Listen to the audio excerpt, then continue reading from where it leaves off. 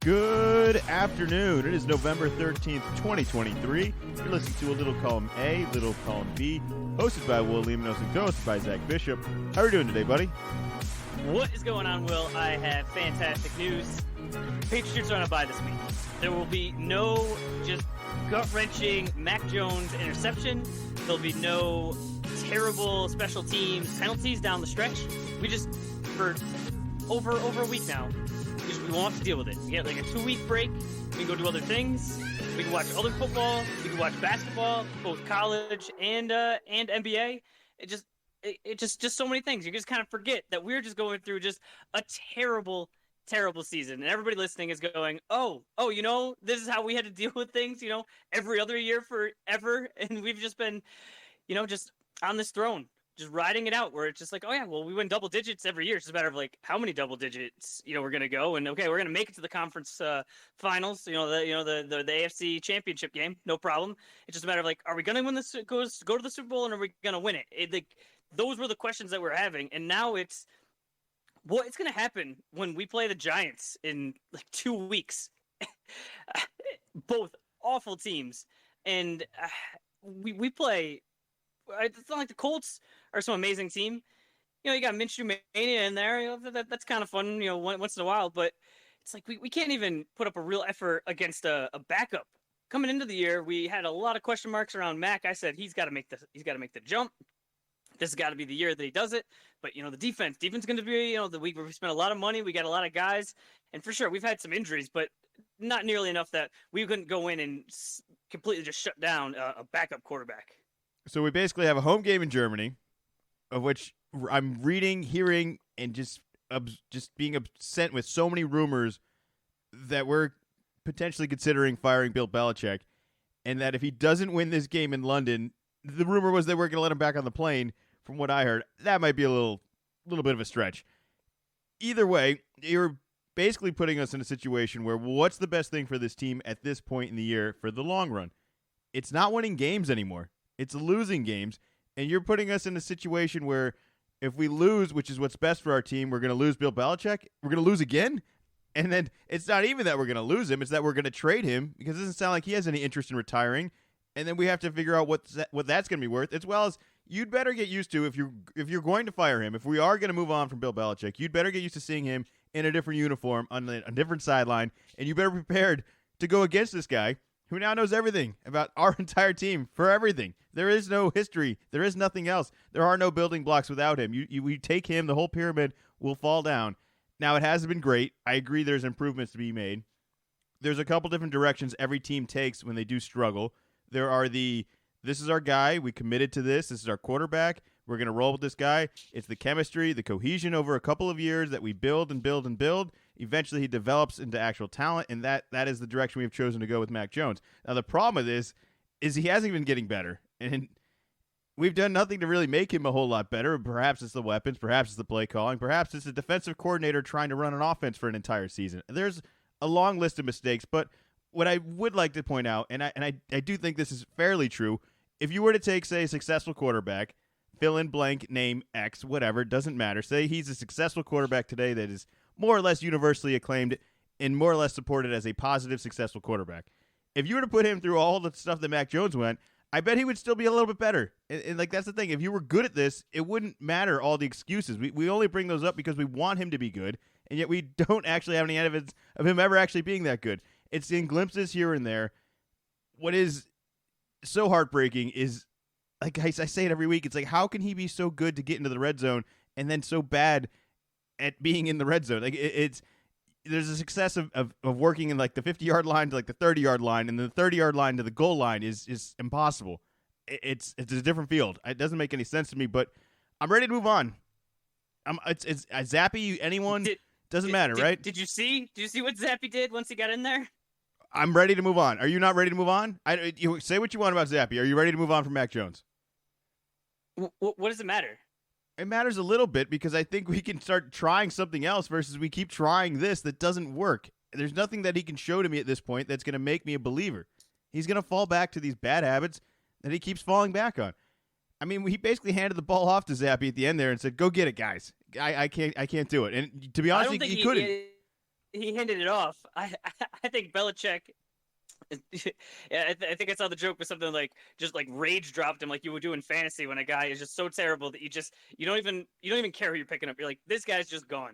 Just like there, it was almost an undoable task for Zappy. It would have had to be absolutely amazing. What did it really matter? Just like, all right, yeah, Mac finished out the game, but it was just like you again, you're marching down the field trying to make something happen, turn the ball over, and just like I think it was like you're not getting another shot. You're not getting another shot. Zappy is finishing this off. You're gonna take the long ride home. I just don't think it matters whether it's Mac, whether it's Zappy. Neither of them are going to move the needle. I think we know exactly what both of those guys are, and I think it's clear that we need something new next year. Right, you're a Patriot fan. There was a point during our picks last year where you didn't even care who they were playing. You were picking the Patriots every week. You've certainly come to your senses, the reality of most people, of not picking them every week. You mentioned the Giants' upcoming game. The Giants are terrible. The Giants, I think, have only won maybe 1-2 games, if that. They got destroyed by Dallas again, like 40 to who knows. Do we want to win that game or do we want to lose that game?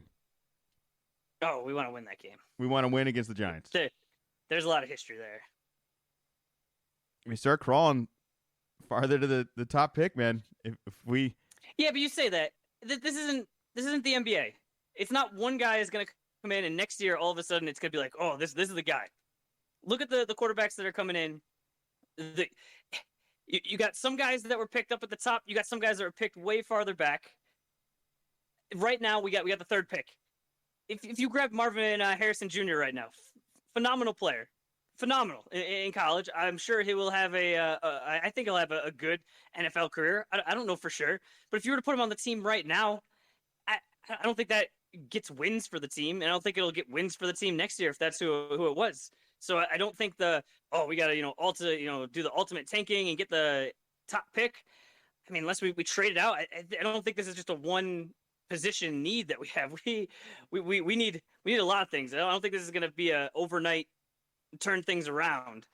Just think of the amount of picks we could trade back and get with the number 1 pick. We could have enough second round picks for a lifetime. It would be a Belichick miracle. That might be better off. It really might. Yeah, I don't think even the two we're not even quarterbacks. We're not even batting an eye at the idea of the Patriots getting a high draft pick and trading it away for future other picks. We're not even. That doesn't even sound ridiculous, does it? You were just like, oh yeah, that doesn't sound too bad. But the unfortunate thing is that's what we kind of continuously keep doing. Have you seen these quarterbacks that are at the top? It's not like they are perfect quarterbacks. I'm concerned that we get into this situation where you've seen other teams that, we need a quarterback. All right, we're gonna bottom out.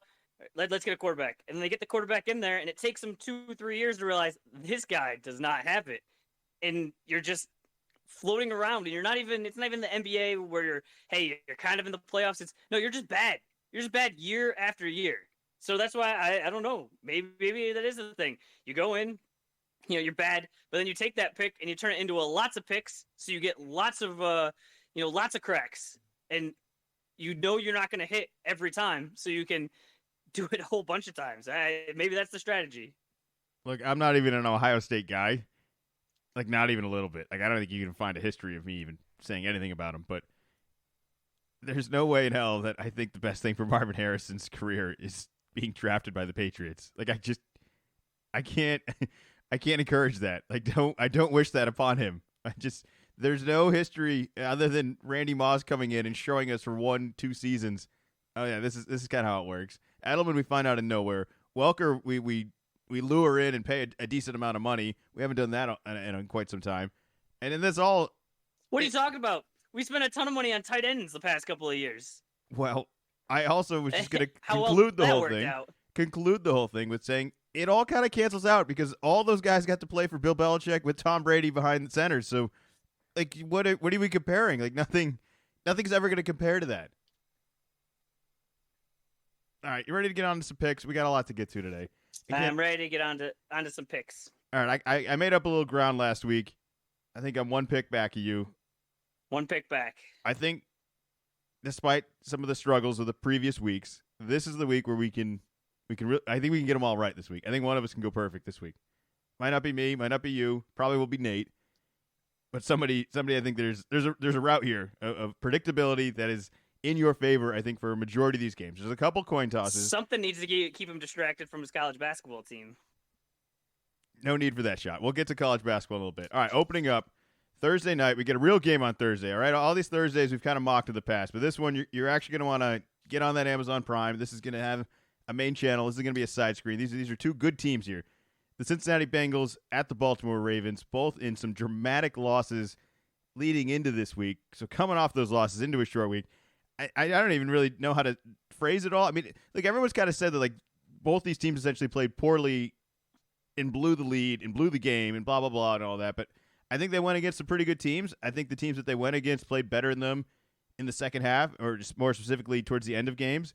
And I don't think that either of them should feel like those losses were that detrimental. I think those were good teams. I think there's not that many good teams in the league. There's not many good teams that these two teams are going to lose to. So this should be a pretty good game. I'm going to go with Baltimore at home. Lamar did not have, well, numbers-wise, Lamar didn't have a good game. I still think Lamar's playing his best season of all time. He's guessing right. He's getting rid of the ball quick. He has 2 interceptions in this one. It's not pretty. The Mitchell kid, he came out of nowhere in the first half. I don't think I heard his name once in the second half. And I'm going to kind of bow down and say Cleveland, again, has a pretty good defense, and that maybe that has a little bit more to do with it. Now, Cincinnati, I was felt pretty good about saying this was like one of the best teams in the league, and I still do. But freezing cold takes. I said I thought that the Ravens were the best team in the league, and you last week said you thought the Bengals were the best team in the league, and both of them lost. So not great by us. Well, depending on how you feel about Cleveland, and Watson had a better game. Like I said, you could say that Baltimore might still be pretty good, and I still think that they are, and I think Cincinnati's still pretty good. But really what this says a whole lot about is our opinion of Houston is just completely wrong, and that Joe Burrow essentially gets out-dueled by C.J. Stroud, and they put up a lot of points. That is why I want to lose games, Zach. Yards. All right, can we get that guy? That's why I want to lose games. That's why I want to have a chance, because I have no other idea of how we could ever beat Lamar Jackson or Joe Burrow without a guy like CJ. Impressive W for both of them, and this should be a pretty good game. So I'm going to go with Baltimore at home. I think this should be a great game. Who you got in this one? I'm also going with Baltimore. I think it's going to be pretty close to a toss-up, but Ravens are at home, and I agree. As a Lamar fantasy owner, you look up, it's like they're dominating this team. They're up by 3 scores, and Lamar has 3 points for me. But I think he's just getting it to where it's got to go. I think they're running a good offense, and clearly it's working. Last game, obviously they get the pick 6 right away, so that's nobody on offense, but that always helps. But Cincy, you mentioned, hey, I think they're the best team. The problem with how rough they started is like there's just not a lot of wiggle room. Like you lose this one, now you're at 5-5, and sneaking into the playoffs, it's going to be difficult for them. The division, there's a chance all of them get in. I don't even think that's impossible. But you are right that Cincinnati does need to be careful. I mean, Baltimore needs to be careful here too. You don't want to go on a little slide here either. All right, next game, Pittsburgh Steelers at the Cleveland Browns. Somehow, some way, both of these teams are 6-3, and on paper that should say this should be a great game. I mean, Cleveland just had an incredible comeback against a team in Baltimore that we both just spoke highly of and were a little disappointed of. But Cleveland has to win this game. I don't care. I'm not buying into Pittsburgh. They're the Minnesota of last year. They're fine. They're going to beat bad teams. They're not going to beat good teams. They're not going to beat slightly above average teams, which is probably what Cleveland is. So I'm going to go with Cleveland at home. I imagine they will not start this game by throwing a pick 6, and that they don't have to worry about being down 7-0 almost immediately. So that's a bright side. I'll take Cleveland at home. Who you got? I'm also going to go with the Browns. I think the Browns might have some talent. I think the Steelers, I think it's worse than the Vikings last year. I mean, the Vikings had Jefferson, Kirk Cousins was working his magic, but the Steelers, they're getting out yardaged by the other team on a pretty consistent basis, and just somehow they just keep pulling these games out. I don't know how. Sooner or later, this is all going to fall apart on them. So I'm going to go with the Browns, and a friendly schedule reminder to everyone that the Germany game, that was the last Europe game. Now the earliest games will be 1 o'clock. No more of that goofiness. All right, next game, Chicago Bears at the Detroit Lions. Cannot say a whole lot of things about the Bears. They did win this past week against the Carolina Panthers. Nothing to be proud of. Again, that's the one where, do we want to win this game? Are we supposed to win this game? Not sure what's supposed to happen. I like what Detroit did. Took care of business against L.A.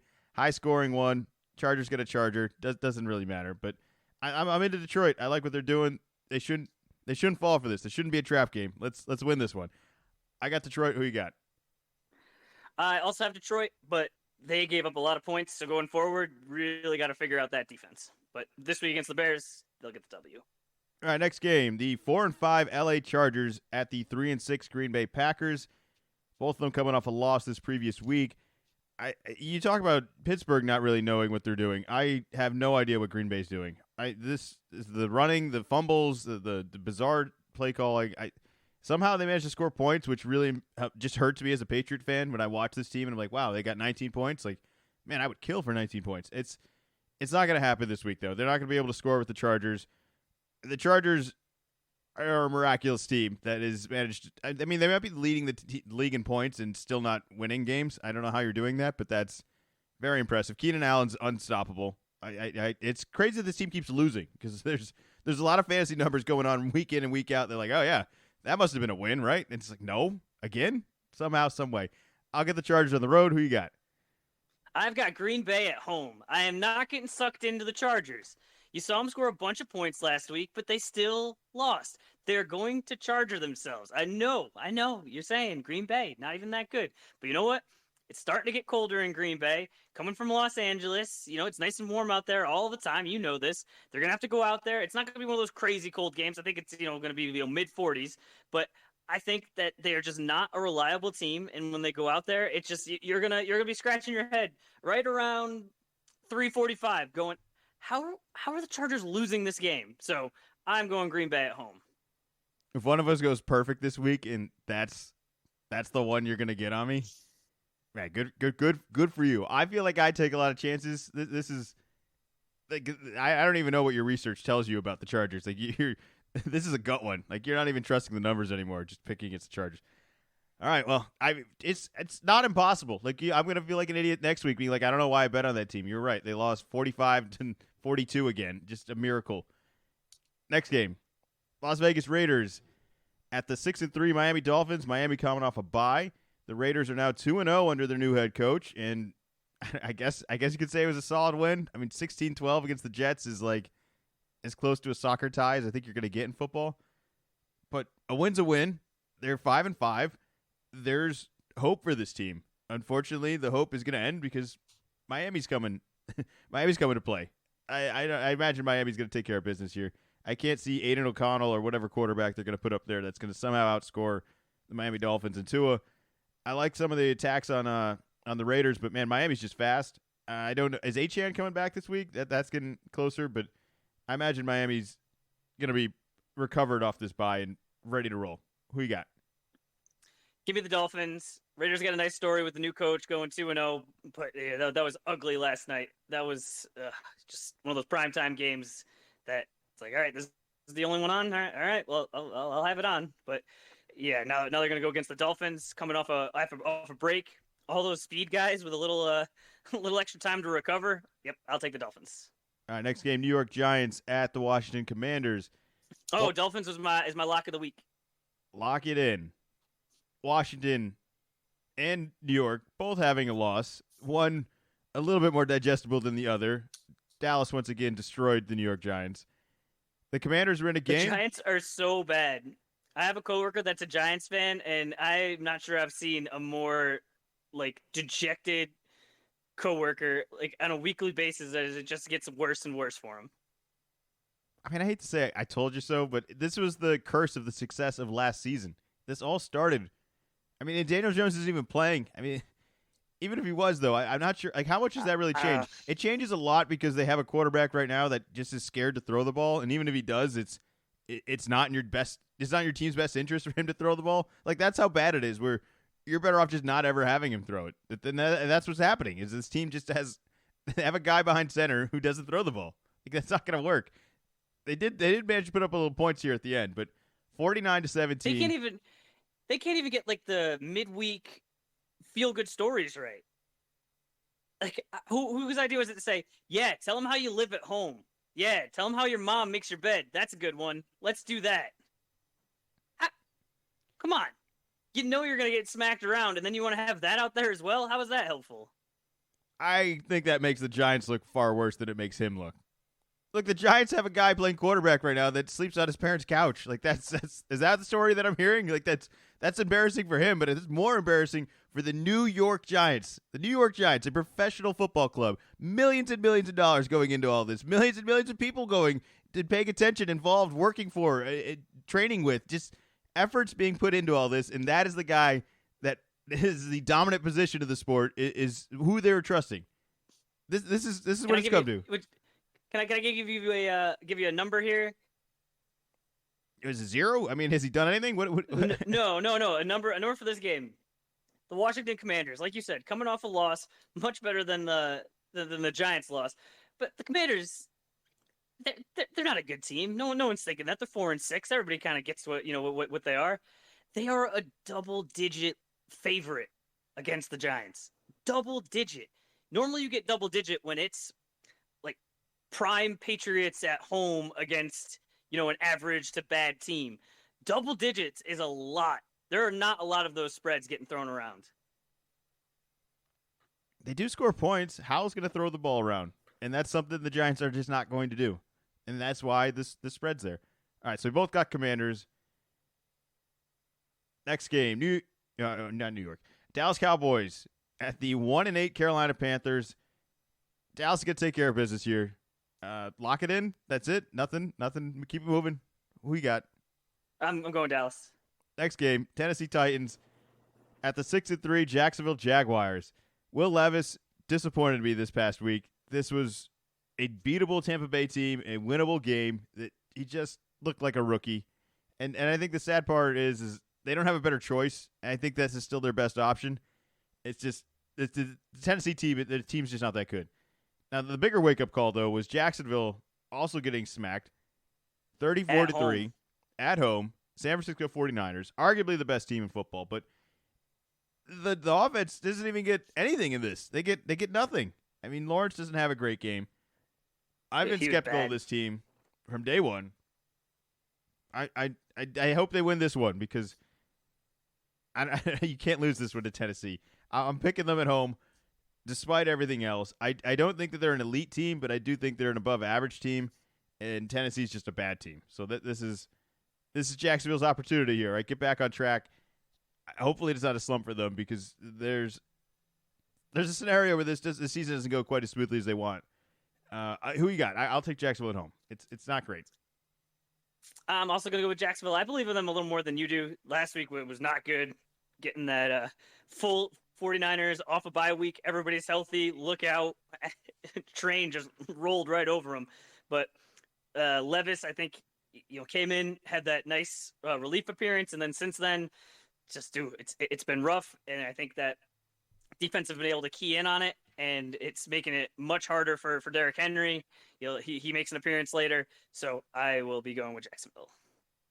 All right, next game, Arizona Cardinals at the Houston Texans.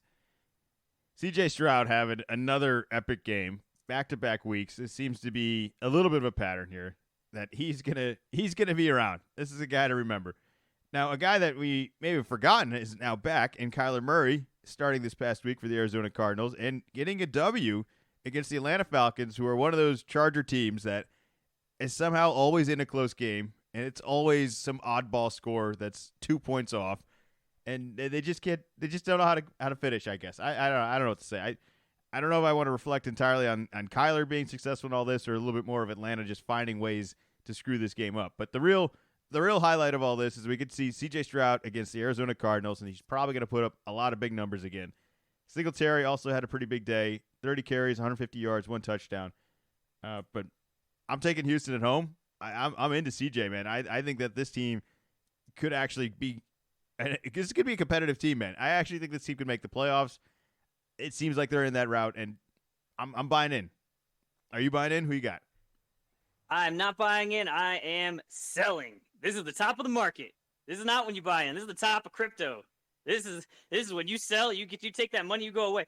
People are talking about MVP for a rookie. Yeah, we'll see. We'll see if this continues. I'm taking Arizona.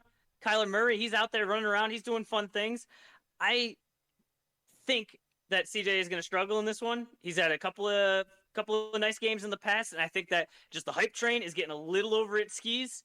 He's just a rookie. He's gonna have to figure things out. Teams are gonna learn more about him, and I think that I think I might have mentioned it last week. Just because he has a bad week doesn't mean he's no longer gonna be the future. Doesn't mean he's a bad quarterback. It's just when you're a rookie, you have your ups and you're gonna have your downs. And if I can sell and make a profit, I am selling the CJ Stroud right now. And you go ahead, you try to take those profits, but I'm selling. Man, I disagree so much. Like I don't even see what are you seeing in this Arizona defense alone? Like CJ's gonna be way more excited to play this team than either of the last 2 weeks. But sure, go ahead, do it. I just like to point out, who did I lock in last week? I think I locked in the Niners over Jacksonville, and you're like, nah, Jacksonville's got this one. Sure, doing great. I didn't realize that Debo was healthy. That was on me. Should pay attention. Well, I didn't realize Debo was a 30-point difference here. Well, it's a whole swagger. I didn't know. I also didn't realize that the coaches really care about individual player records. Boy, were they trying to make sure that Christian McCaffrey at the very end, they just kept going to him every time on that goal line, and it didn't happen. Where in preseason, talking about we don't want anybody to get hurt. Where this is, you guys are destroying them, and you got your best player in there trying to just score a vanity touchdown. It was laughable because he wasn't playing with starters either. Like, there's no other threats out there. The whole defense knows what's going on, and he still almost got it. I thought it was laughable. He really did. I thought it was ridiculous. I just want to point out one thing. You mentioned a lot of offense on Debo and McCaffrey. Did those guys stop Trevor Lawrence from scoring touchdowns all game as well? That was just because Debo was back, right? No, 49ers are legit. They had their little slip up, but that bye week, something worked. No, Jacksonville's just not good, and neither's Arizona. That's why Houston's going to win this week. All right, moving along. Tampa Bay Buccaneers at the San Francisco 49ers. The McCaffrey record's over, but now he's got to just make up for it. I think he's got to get 2 this week at least. I thought Rachaad White had a pretty big game, and I actually thought Tampa Bay beating Tennessee was like, I don't know how Tampa just sneaks these games out. They're 4-5. They're not that great of a team, but yet they seem to always find a way to be in games. They're not going to find a way to be in this one. I'll take the Niners at home. No problem. Who you got? I am also going to go with the Niners. Next game, New York Jets, who are 4-5 at the Buffalo Bills. The Jets are awaiting a Aaron Rodgers return, of which mid-December has now been rumored as the estimate of all this. I have no idea how Achilles recovery works, or that if the older you are, the faster you recover. I don't think that is true. Buffalo's playing the Monday Night Football game tonight against the Denver Broncos, so no news from them this past week. But I saw the Jets lose to the Raiders, who have every reason in the world to not be successful at this point, between losing their coach, their quarterback, not having a whole lot of success this year. This was a lined-up game that the Jets should have won, and they didn't win. They have no chance against Buffalo. I'll take Buffalo. Who you got? I'm also going to go with Buffalo. Them getting their revenge from the that first night game when Rodgers got hurt. Who would you rather have? Would you rather have Mac or would you rather have Zach? No. Don't make me choose that. I think Mac. Right. So you would Mac. Say we're in the same boat.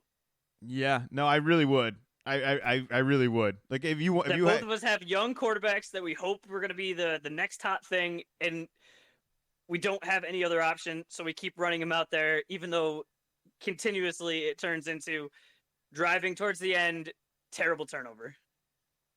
I think if we traded, like we just straight up traded them, both sides would be like, oh man, we're going to fix this guy. And within like 2 weeks, you would just be like, oh no, we have the same goods. Like this is terrible. The same results are just going to happen.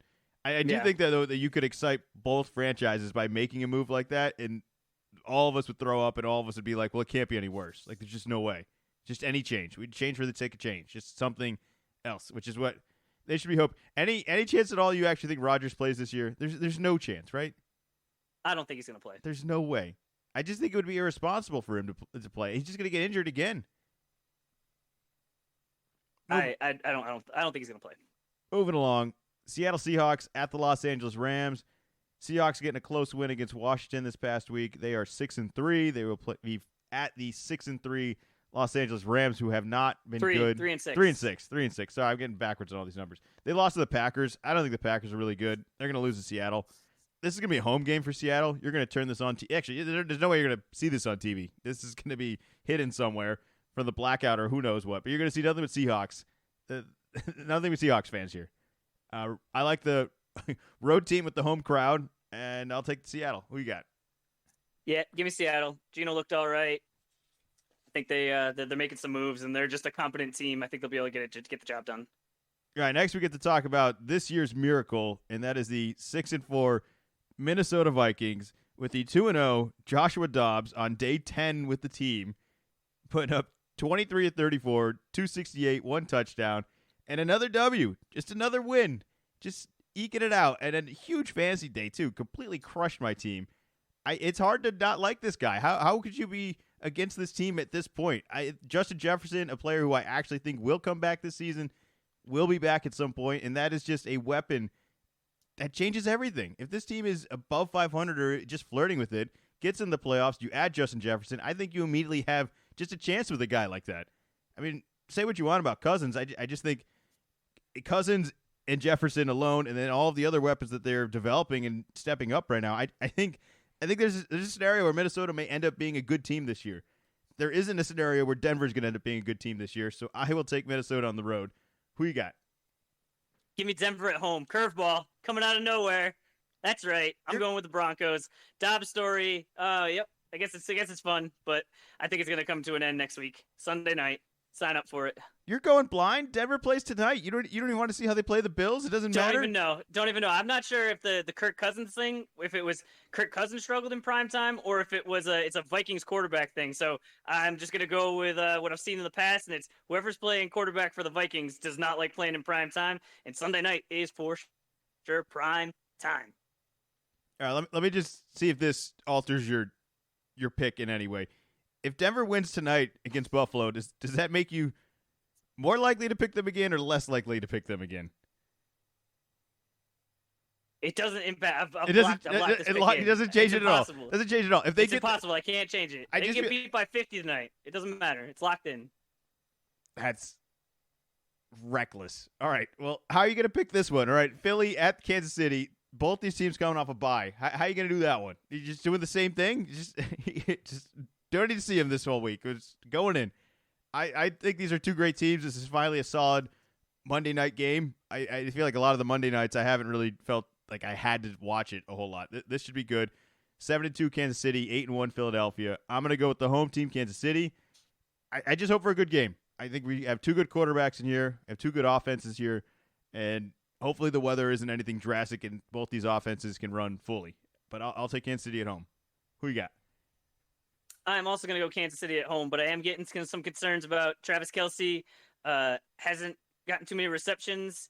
Just, have some downtime during these bye weeks, but they don't have a lot of other weapons, and it seems like it's just starting to be, hey, we are just going to rough him up, and we're going to make sure that he doesn't get the ball, and the other options is just such a drop-off. And I think the Eagles are a team that would be good enough to both use that strategy and to be able to implement it correctly. So there is some concern, but I think they're at home, so I think they got a slight edge over the Eagles.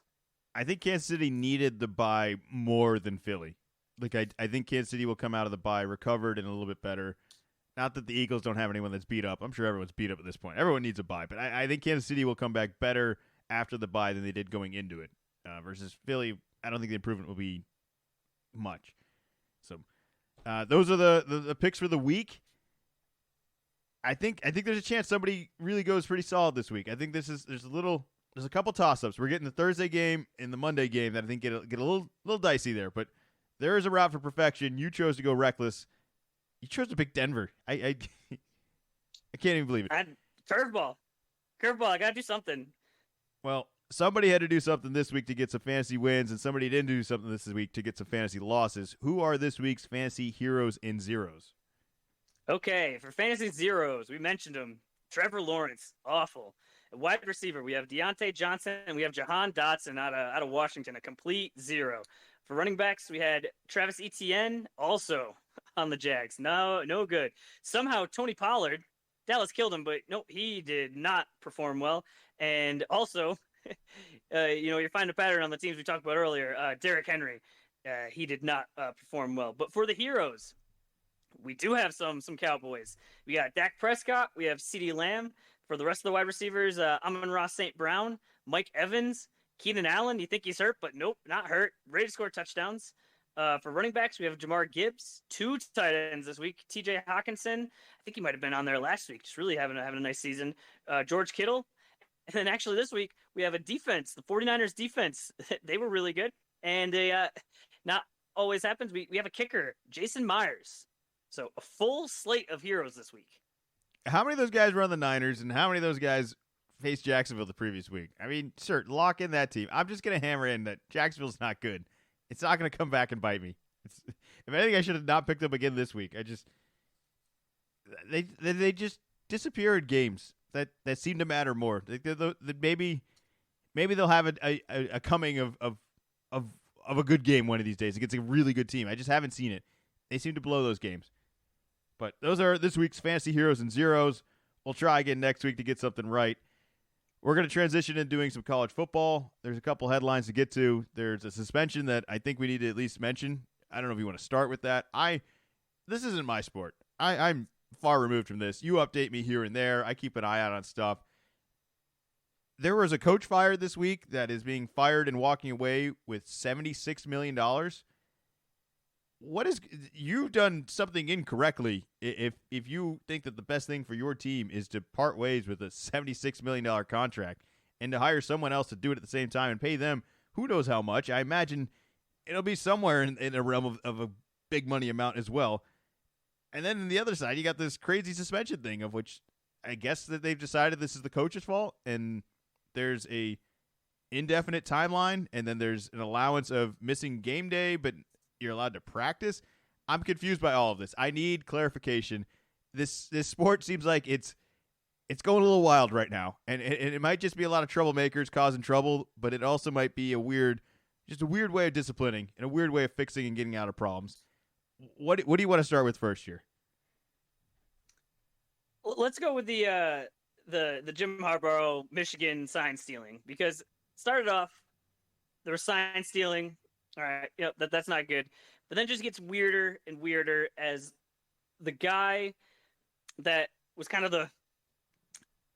depends, I guess, on whose side you're on, whether he's the patsy or if he is the lead guy in charge of all of this. And he was the one that was going to games ahead of time, filming what was going on, where, I mean, I just don't really get that so much, because it's like, well, we all have cameras on our phone. And would it be a little weird if you saw someone filming a game? We'd be like, hey man, like, they film a game. You can just watch this at home. But it's like, well, you're a coach. You can be directly linked. He bought tickets with his own credit card. It wasn't hard to track him down. So obviously he's resigned. Now, Jim Harbaugh has come out and said, oh no, I didn't know anything about it. Where if you're a Michigan fan, you look at it and go, hey, see? Stand-up guy. See, he didn't know anything about it. If you're a fan of any of the other Big Ten teams, you go, BS. He's a football coach. You don't think he knows exactly what every single person that works for him and every single player is doing at every hour of the day? Yeah, he's definitely in charge of this. So, look, let me just bounce back off that for a second. I'm not saying a coach doesn't know everything that's going on. I just think that they failed to show me evidence that he does. And I know it is that you're just supposed to, and we're supposed to trust that if you're good at this job, which I think he inarguably is, that you have to know. But I just thought there was a weird way of saying we don't really have any proof of him knowing, but he had to know, so we're just going to go with it. I understand. I think that there was some wrongdoing here. Right? I just think that this wasn't properly proven and then sped up so quickly, and it's so like there's not enough definitions here. It was kind of a half in. Like I don't think there's. I just think this could have been really more punishing, and it's like kind of not and kind of is. Like, why is he allowed to be there during the week and not allowed on game day? Like, if he's either in or he's out, I don't understand this. This is just a typical. This is sort of. This wasn't even from the NCAA. This is from the Big Ten Conference, which I get is part of the NCAA, but it's where like the NCAA doesn't move fast enough. So I think that other teams within the conference said, hey, this isn't fair.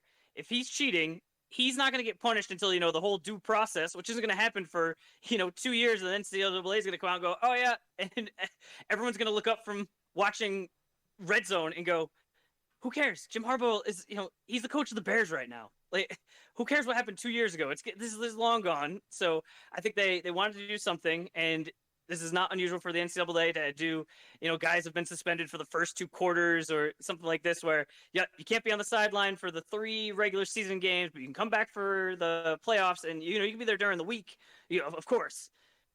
So weird, but this is always the point in these stories where it goes from, ooh, this is kind of salacious and, is there cheating going on? But as soon as it moves over into, Jim Harbaugh's lawyer has to make a statement, and the Big Ten lawyer makes a statement, and it goes to the lawyers, is when it's too weird, and it becomes no longer fun for me. Where it's like, all right, this went on for a while. I don't think we're ever really going to find out, and now we're paying lawyers a bunch of money to try to figure it out. Like we're not one thing removed from sports, which would be the sign stealing, or maybe 2. It's now we're 4 or 5 away, and I'm not as plugged in. I'm sure if it was college basketball, I'd have a stronger take on it. But for this, it's just, all right, you guys figure it out. I mean, there's even stuff about other teams in the Big Ten that had stolen signs before and given it to Michigan's rivals. So Michigan was saying, well, hey, we may have cheated, but like they cheated first. And so it's very big time. Everybody's big doing time this. Programs, but it feels like little kids. Everybody's doing this. And they just got caught. And I understand that getting caught is, that's how you should be punished. I just find this as a weird punishment. I guess that's it. He's allowed to be on the team. He's not fired. He's not fined. He's not in any actual legal trouble beyond this weird lawsuit that is already. It's well, because I think that goes to what you said of there's no clear evidence that he did know. Yeah. All right. Well, how would you have done it? Would you have done this differently? How would you have done it? This happened in the past with Patino, with all the things that happened at Louisville. He said, hey, I didn't know this stuff was going on. Like some of my assistants, they took it too far. It wasn't me, and NCAA and kind of got pressured, and Louisville administration got pressured, saying, "BS, you're Rick Pitino. You're a crazy person. You're a college coach. You know exactly what all of your assistants are doing. You can't just like walk away from it." So, I think that's just kind of how the NCAA operates. All right, we gotta move on to what else we gotta get to for college football headlines here. I mean, I can go back and forth about this all the time. We didn't mention it last week. The college football committee rankings came out. It was Ohio State, and this is in order: Ohio State, Georgia, Michigan, Florida State. None of those teams lost. None of those teams won enough to move around. So week 2, those rankings were the same. Michigan got the win over Penn State, so that was probably the biggest win out of the 3, although Georgia did beat a ranked team pretty handily. So no movement there, but that's what we got going on in college football. Well, it's not the only college sport that's now going on. It's officially college basketball season. We talked about the excitement of it last week. We got to experience some of the excitement this week, and as a Michigan State fan and as a Duke fan on the other side here, boy, was it a exciting opening week. Maybe for you, positively exciting. For me, it's positively concerning as the Miracle James Madison team somehow upsets us in the first night. And then the first night at home, not even neutral court. That's not even the craziest game James Madison's been in this year. The next game was even wilder, which they have an insane comeback. What is it, 5 points in 10 seconds? It's miraculous. And then win in overtime. It's a team of destiny. Or two overtime, excuse me. It's again on the road. A team of destiny that I'm starting to credit. That I was originally worried, but somehow the madness that has continued with them that has made me feel a little bit better about the loss. Now, your team also lost. That being said, you lost to a ranked team, a very good ranked team, and it was a very close game. It wasn't we played terrible and the other team just stuck around and beat us. I think there was windows for you to win that game. Your lefty guy, he got stuck on an island and didn't make any shots, and I thought they did a really good job on him. But not a bad loss, and certainly something to build on. The drama of all this is building up to the game this week, of which Duke will be at Michigan State Tuesday at 7:00. Who you got in that one? Neutral. It's in Chicago. Oh, It's in Chicago.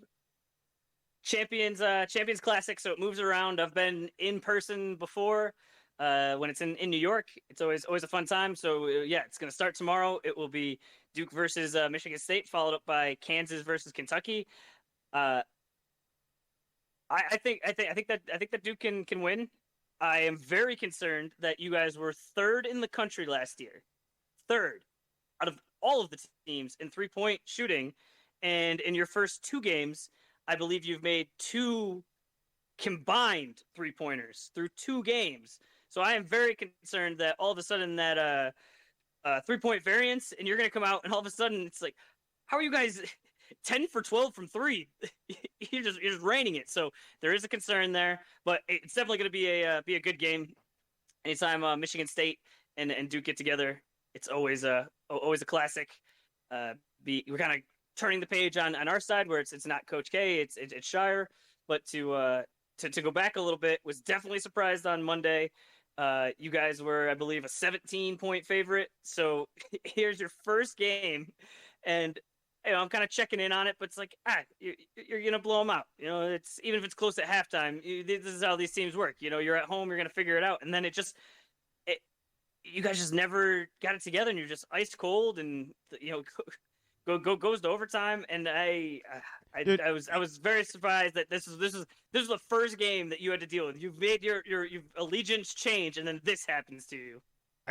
I'll tell you what's concerning already is when you just don't make any shots, and it's like you're getting decent shots, you're getting good looks. You don't want, and then it's like, well, maybe you want someone else to shoot. It's like, no, it's like everybody. It isn't just one guy that's like cold and that we're running the offense through him. It's like, no, everybody is missing every three, to the point where I think the offense is really starting to second guess itself and being like, well, I don't want to shoot a three. I'm not going to make that. And now it's like you're not running an offense anymore because you have to just continue through. I hope that there's no way we can only make 2 threes throughout the rest of the season here. This has to turn around. Has to turn around. Now, I will say I don't have as high expectations for defeating Duke. I thought you guys looked a little bit farther along development than we did, a little bit more. I think you had a little bit better of a rotation, and that might be just someone searching, Izzo just searching for someone to make something. I mean, we were bringing in freshmen late just to try to be like, I think we brought in a heat check guy. He was not kind in the press conference afterwards. That was kind of unusual in this day and age. It wasn't so unusual 20 years ago, but it's kind of went after his players a little bit. Hey man, I've James, like, it's fine, whatever. It's not the only big game. Mentioned Kansas at Kentucky, another 2 ranked teams. Number 1 Kansas versus Kentucky. That should be a big game as well. Kentucky does not have to play James Madison this year, so I consider them lucky. I don't think Kansas does either. Dude, the rankings came out this week. James Madison, they're ranked. They're in the 8 people. What are they ranked? I think it was hold on, I got it up right here. 24. Maybe it's a good. Maybe it's not a bad loss. Like, what if this? I don't think they're going to be there for very long, just based on the other metrics that I look at. But even just to kind of poke your head up, especially with all the kind of I'll call it garbage that they got to deal with in football, where for whatever reason it's a rule, and it's the same rule that they have in basketball. We ran across it last year, where if you go from D2 to D1, you are not eligible for the postseason for X number of years. Where I just don't get it, because you went from a lower league to a harder league. If you can beat the bigger guys, you should be able to go. So they're undefeated right now and would normally be eligible for a bowl game. They're not going to be playing for the national championship or anything like that. But it seems like they should be able to play in a bowl game. Because of this rule, they're not able to. We'll see if the magic continues. I would love for them to at least just get in the tournament. I don't care if it's even a 16 seed. Just find a way to get some of that magic back in, because this is what I love about the tournament. I didn't love watching it happen to my team, but it is something about this college that it's kind of anybody can win anytime, and that's what drives me nuts about it. But that's also what's fun about it, and they're fun crowds. Duke had a great crowd the other day. The whiteout was awesome. Always do. Yeah, we don't do a lot of the colors, so that was interesting. I was surprised when I saw that ahead of time. All right, speaking of colors, it's time to talk about NBA. We're going to talk about some NBA ejections. We're going to talk about some court designs and some colors that are going on there. How about we dive in with that, with the NBA tournaments being Tuesdays and Fridays. We got tournament day tomorrow. you were not feeling the court designs over the past week. You were upset with the Celtics green not being the exact I was very Celtics green. upset. It wasn't even close. I was very upset.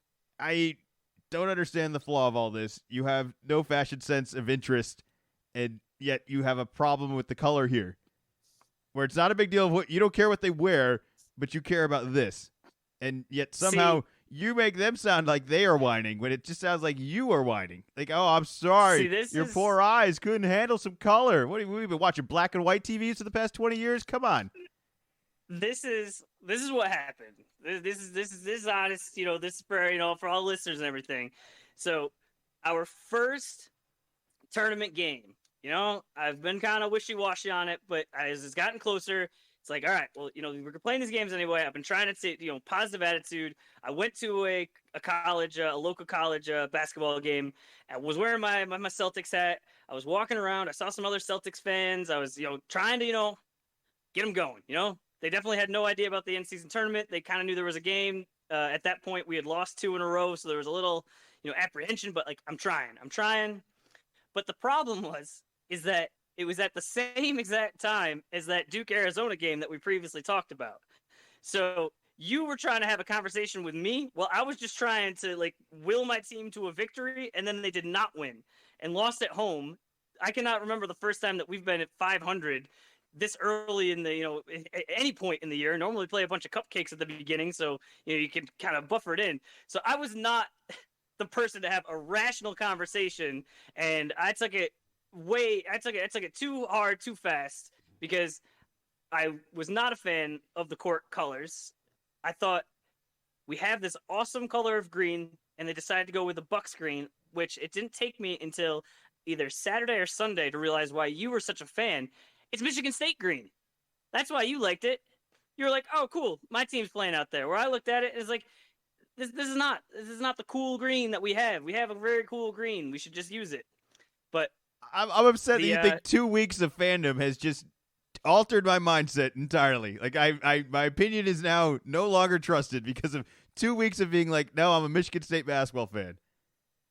I don't know why you weren't more concerned. No, we have one of the most. We have not even just the colors. We have one of the most recognizable courts in the entire world, the parquet, and it's just nope. And I get it. We're trying to do this whole in-season tournament. It's not like each court is completely different. There's the stripes with the trophy down the middle, and there's the whole thing. But I don't know. We won. We're 1-0 in in-season tournament play. We're well on our way to winning this thing. All right. Can I explain why it's that green? You're going to do all this without any justification. They just picked the random green and we're like, oh, screw that. They picked the green because the teams are wearing their alternate jerseys. Our alternate jerseys have a darker tone green, which will match the darker tone on the court. Now, what I thought was ridiculous for you to be upset is that I agree that it's not our original green. It isn't our traditional green, but there's nothing traditional about this game, as well as the green that we picked is so far superior than some of the colors that other teams have picked. The bright beet red is really hard. The gross teal, there's some really bad teals. There's some good teals that look great, and there's some really bad green, bluish, turquoise things that are just not working. And I thought way harder on the eyes. I didn't think this was that. Also, no one else is calling it Michigan State green, and no one else is calling it Milwaukee green. Just you. Not one person's ever confused that, thought that, or even had an idea of that game. Just you. No, you're just instigating things for yourself. No one else is worried about it. It's okay.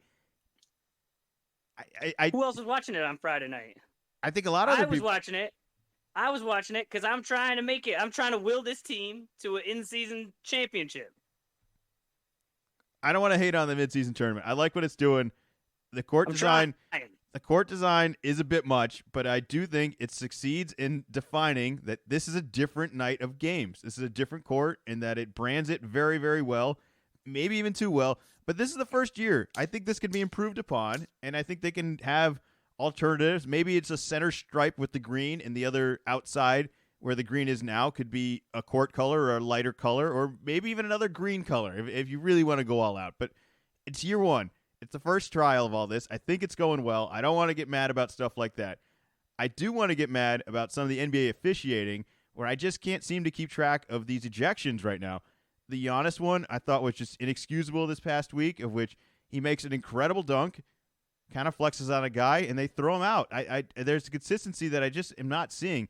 I saw a Draymond ejection just the other night. Now, I'm not saying he didn't deserve it. I'm not saying that justice wasn't served. I just thought it was bizarre that they went back an entire play to eject him. I didn't know they had that sort of review power. They're reviewing another play that happens after, and yet they said, no. We rewind it. We could see that Draymond instigates it over there, which he does, and which is totally fine. But they missed the call. It's the next play. I'm all for getting the right call. I hadn't seen this happen before, and with Draymond, I always feel a certain way where it's like he kind of had it coming. Like, I don't have any sympathy for him. So if we were to go back in time, if we were to extend the rule book a little bit, it would be not to help that guy out. And I'm not really arguing for all that. We have rules. We need to stick to them. I don't know if we're getting it right for all of this by breaking them and stretching them a little bit, or if I just want them to abide by them and just do it. But whatever we're doing, nobody's coming to these NBA games. Nobody's watching any of these games to watch these guys get tossed out. And I know we would, in a perfect world, everybody would be emotionless and perfect and never upset anyone else. But we can't get on these guys for resting and not always playing hard. And then when they do play hard and when they do play emotion and when it does have energy like a college basketball atmosphere, we give them a technical. We tell them to go home. We said, no, we don't want any of that. We can't do that. We have to fix that. That's not good for the sport. There's so much talent in here that we have to keep the talent on the floor. I mean, is there any more to add to all this? It's bothering me already to the point that we're 2 weeks into this and I still feel like we don't know what's going on. And I don't know how we fix it. Like, do you think we could fix this throughout the year? I feel like this is an ongoing problem. This isn't the only guys that are getting technicals for, a 3 second. Like, you shouldn't be punished for making an incredible play. Like that. I think that's they're like vampires sucking the energy out of every time they do this. I think we should fix it. I don't know how we fix it. How do we make the refs not be so sensitive? Is that really what's going on here? Or how do we make the NBA players not feel like jerks when they do things like that? There's a miscommunication that is happening between all this, and I don't know how we fix it, but I don't like it.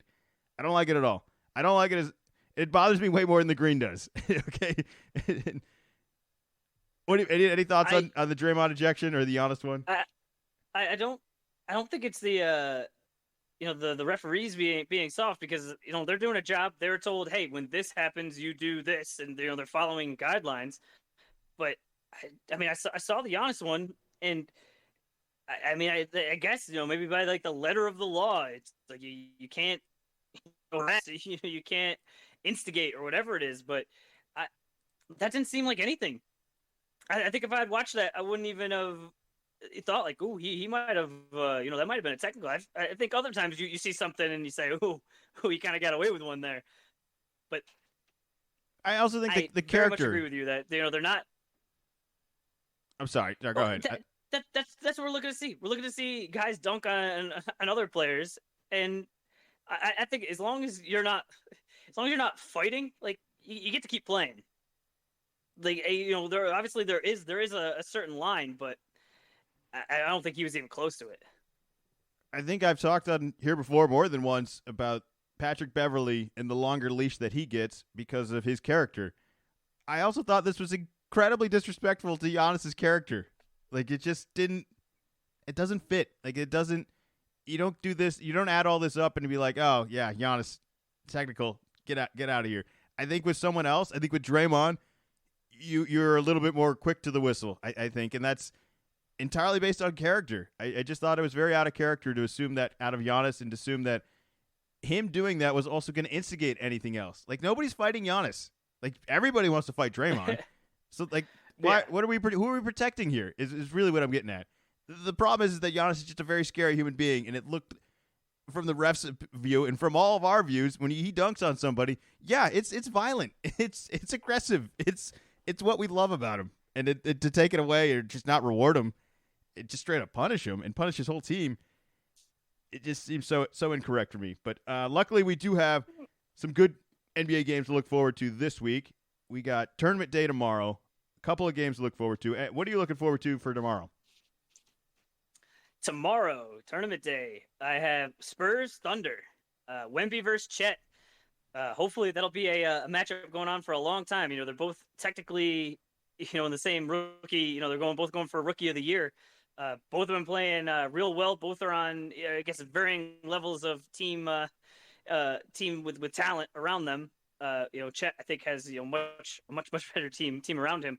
But this could be the first of many just head-to-head matchups that they're in the same Western Conference, and it's like, oh, here's where it started, and you can this look back if one guy really dominates the other one, almost when Yao and Shaq first one against each other, like, ooh, what is it, unmovable object versus like incredible force. Wemby versus Chet. I do think, Yeah, as we continue throughout the season here, I go back and forth of like, oh, would I rather have Chet or I'd rather have that? They both have different strengths, different weaknesses, and different abilities in affecting the game. But they do find ways to affect the game without directly having the ball or without having a play drawn up for them. I think Chet has done.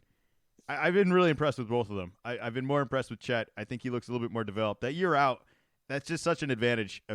Being injured sucks, but kind of having a year to sit back and watch and train and observe the NBA, I think has just proven to be a huge thing for him. But impressive stuff all the way around for both of them. Definitely some talent to keep an eye on. And really, OKC is a good team, too. So, like, you're not just watching for those matchups. Wemby, the Spurs, I mean, some days it works, some days it doesn't. I do hope they show up for this game. I wrote down a couple other games. I actually didn't even have that one written down. The one that has caught my attention, and we talked last week about the James Harden trade, and this isn't even like I want to watch it. I'm enjoying the losing streak. They have not won a game with James Harden. They are 0-4. They will be facing the Denver Nuggets in Denver tomorrow night for the tournament day, 10 p.m. And I know Denver also just recently lost, and Murray's out, and they might have a couple injuries here and there. But this just doesn't feel like this is going to be the first Clippers win. And even if it does, it's not going to fix some of the problems that I'm already seeing. Westbrook, Harden not working at all. This whole offense they're getting blown out. Like, it's not even just that it's not working as a rotation or that some of the guys aren't playing well. They're getting blown out from the get-go. Their starters aren't that good, and that's the weird part where they're have at full strength, full firepower. It's just not working. But I continue to just encourage everyone to enjoy the Clippers going 0-4 and that the system in James Harden continues to struggle. That's just pure joy for me at this point. And it's going to turn around. It won't last forever, but I'm going to be staying up late tomorrow night just watching, just waiting so I can be like, hey, 0-5. Like, I can't wait for – I'd sent you the joke. I was like, how long before ESPN breaks into breaking news of like, hey, Clippers have a chance at winning. Here's the last 2 minutes. They're up 2. It's just to see if these guys are ever going to win a game ever again. But those are the games we're looking forward to Tuesday. Are there any other games you're looking forward to the rest of the week? Well, this is a little later in the week, but might as well pile on because I would like to just be right behind you on the victory lap that you're taking on the Harden trade because you did not mince words last week, and it is very much happening in your favor, exactly how you describe it. So I saw the Nuggets Clippers, and I said, Nuggets, defending champs, we're probably going to pick them a lot. Why am I going to have them, against the Clippers? I went a step further. I mentioned Friday's game.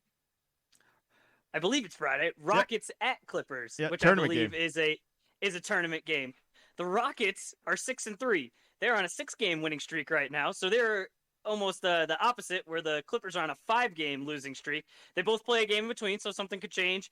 But I think it would be funny that if this thing just continues, and now this Rockets team that was supposed to be tanking, I don't think that they'll continue, have a playoff team. I think they're going to sink down. They're going to be like the Jazz were last year, kind of start off hot and everyone goes ooh, and then they sink down. But now if you lose to the Rockets, and now that's your 6th loss with James Harden, your 7th loss in a row. Kawhi is visibly upset. Is the rumors? Just not good things happening over in Clipperland. No, and I don't want to continue to pile on. It just seems too easy because the other teams I wanted to talk about. He didn't have to come out and say, I was on a leash. I don't play in a system. I am the system. Like, oh, man. If he could have had a normal press conference and there could have been no words out of it. We all know who James Harden is, but he has the sound bites. And I just don't know, like, what do you expect when you say something like that? I expect this. I expect this to happen. This is karma to me. This is why I'm enjoying it. Is that that upset They me? lost to the Grizzlies. The Grizzlies right now have a worse record after yesterday's win against the Clippers, doubled their wins for the year, than the Wizards. The Washington Wizards have a better record than the Grizzlies right now. Look, there's two sides of the coin of the Clippers struggling as well. It isn't just the Harden and the losing and all that and the drama of him opening his mouth and saying things that weren't be needed and the whole offseason distraction and then the destroyed trade value. It's that the Philly not only got rid of him and now he's more or less seems like a cancer to the Clippers. It's that Tyrese Maxey scored 50 points yesterday and that they seem This was fine. happening like at the same time. This is so great. Like I've enjoyed this. I've become a huge Maxey fan, and I will always be a Celtics fan first. I don't want anyone to separate this, but I'm going to applaud good basketball when I see it. I won't be applauding for them Wednesday when Boston is at Philly, but I'm very impressed. I couldn't be happier. I couldn't believe that he had so many successful games in a row. This team looks great. They beat the Celtics last week. That was a big win for them. And then the sad Kelly Oubre news comes out like the same day, and it's like, are you kidding me? Like, is this team just cursed? I was like, this team has gone through, I mean, Embiid specifically, from the whole process. I mean, we don't need to sympathize every single thing, but from Markelle Fultz to Ben Simmons to Jimmy Butler leaving to this whole James Harden situation to now finally have Maxey Twitter accounts. Dude, there's a long list of drama that just surrounds this team, none of which I think is directly Joel Embiid's fault. But Oubre was having a really, really, really good season, and he was a really good piece and a good fit on that team. I hope he's healthy. I hope he gets back. If you hadn't heard, before the game, just last night, before Maxey's 50-point game, Kelly Oubre was hit by he was hit by a car. He was a pedestrian on the side of the road that was hit by a car. I don't really have much more details than that, other than there was some damage, I think, to the ribs. I don't know exactly the extent of it. I don't know how long he'll be out. It was reported somewhat optimistically that these are recoverable and that he is okay, but he is going to be out for some time. And the high and low of this team, though, it's just like, oh my God, what are these guys going to go through? So I wish him nothing but a healthy comeback, and I hope he comes back. The other Philly game I wrote down is tomorrow night. It's the Pacers at Philly. The Pacers just put up points, and if Maxey's going to be scoring 50 points like he did last night, I just think just keep an eye out on that for tomorrow night. This game can end up being like 150, 145 range, and a bunch of points could just happen. That's what Indiana does. Second time Rick Carlisle's had a team that's led the league in points again, with Dallas a couple years ago and the Pacers this year. And any entertaining thoughts you got about Indiana? I feel like we don't really talk about them a whole lot. I like Halliburton, and I agree with you. Yeah, putting up a lot of points. A lot of points. All right, last game. Any other games you want to get to? I got a couple others. Wednesday, the Celtics at the Sixers again. They ruined our perfect season last week. So hoping we can kind of get our act together and repay them the favor. We kind of really talked about the the Harden thing and all of that, but they lost their first game and are now on a 8-game win streak. So just everything is headed in the right direction for Philly right now. All right. Besides the injuries, the record. I mean.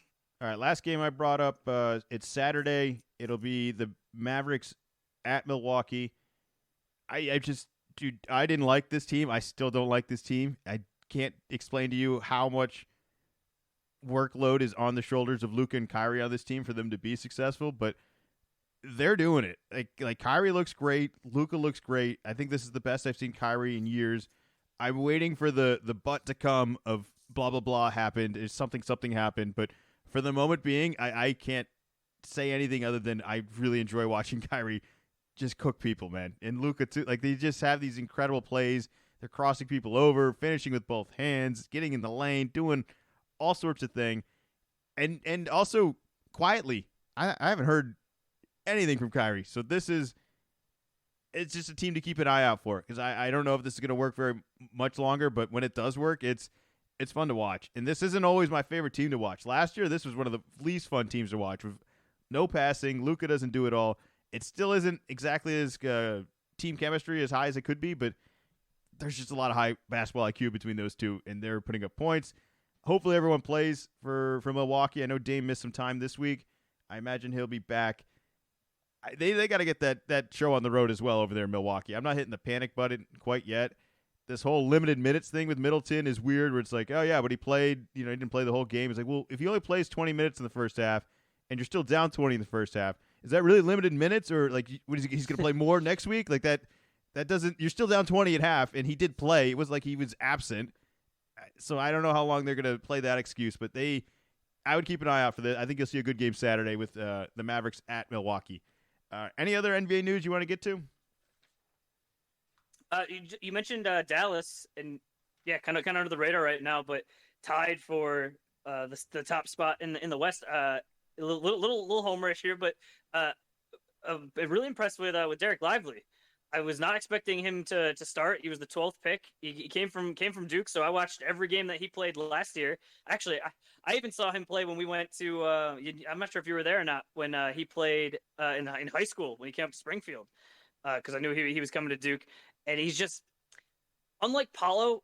Paulo is obviously not like Wemby of like that level, but just he has guard skills.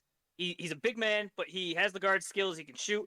Lively was not that. He was much more of a Rob Williams, of a rim protector, and a lot of stuff on defense. But you're throwing lobs to him, and he is not.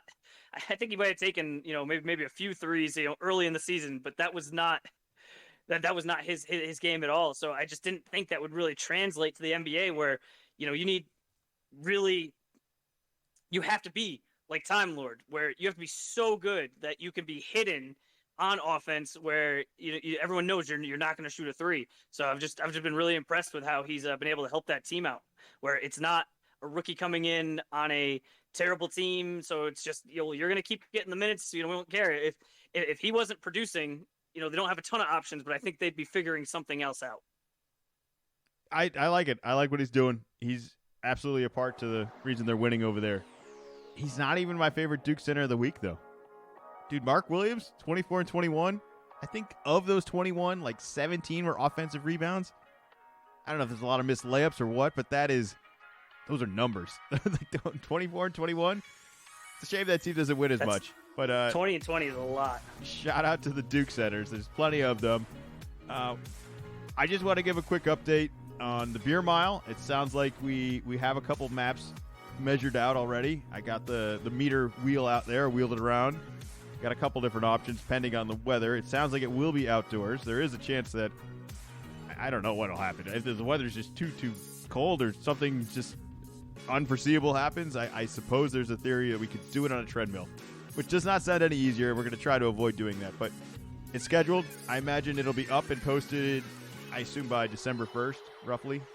Something like that. Maybe Zach's birthday. Maybe we'll just give it to him then. That'd be nice. Any other updates you want to give the people out there? I bought my mini. It's not a season pass exactly, but my little mini pass for Jiminy. So beer mile, and then right behind that, I saw yesterday that they have. I think tonight is the first night or the second night of making snow at Jiminy. So the second penalty is not far behind. Just as a reminder. All right. Lastly, we got like less than 30 seconds here. There's no fair way of doing this. Is there any wager you want to make over this Duke-Michigan State game that's way too early in the season? I figure I'll give you the first year off. Give you the first year off. First year off. We can get into it. Once you've I don't know, you feel you lost the first game. I don't want to scare you away. Once you have a good time, enjoy your team, and we can follow up in the future. That we always play each other in the tournament, and the stakes will be much higher then. All right, that's fine. That sounds like scared money, but I'm not exactly playing with confidence here either. So that's fine with me. Not much of an objection there. All right, I just want to tell everyone thanks as always for listening, and make sure you subscribe. Follow us on Spotify, YouTube, Facebook, Little Column A, Little Column B, and you can follow Zach on his X account, which is Wicked Z-Man 24. We'll be back next week with a whole bunch of basketball, a whole bunch of football, and no Patriot news. That's going to be the best part. I'm going to enjoy that next week. I am going to sleep well this Sunday knowing I didn't have to worry about that. But until then, we'll be back.